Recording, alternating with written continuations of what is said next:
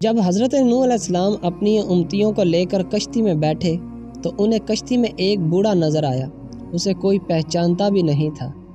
آپ علیہ السلام نے ہر چیز کا جوڑا جوڑا کشتی میں بٹھایا تھا، مگر وہ اکیلا تھا۔ لوگوں نے اسے پکڑ لیا۔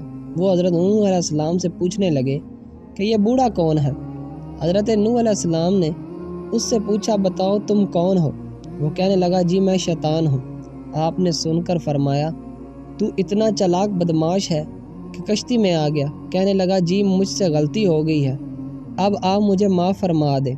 آپ علیہ السلام نے فرمایا، تمہیں ہم ایسے ہی نہیں چھوڑیں گے، تو ہمیں اپنا گر بتاتا جا جس سے تو لوگوں کو سب سے زیادہ نقصان پہنچاتا ہے۔ کہنے لگا، جی میں سچ سچ بتاؤں گا، البتہ آپ وعدہ کریں کہ آپ مجھے چھوڑ دیں گے۔ آپ علیہ السلام نے فرمایا، ٹھیک ہے، ہم تمہیں چھوڑ دیں گے۔ وہ کہنے لگا، میں دو باتوں سے انسان کو زیادہ نقصان پہنچاتا ہوں، نمبر 1 حسد، نمبر 2 ہرس۔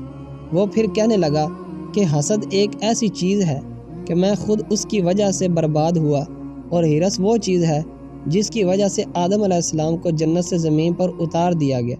اسی لیے میں انہی دو چیزوں کی وجہ سے انسانوں کو سب سے زیادہ نقصان پہنچاتا ہوں۔ یہ دونوں ایسی خطرناک بیماریاں ہیں جو تمام بیماریوں کی بنیاد بنتی ہیں۔ آج کے سب لڑائی جھگڑے یا تو حسد کی وجہ سے ہیں یا ہرس کی وجہ سے۔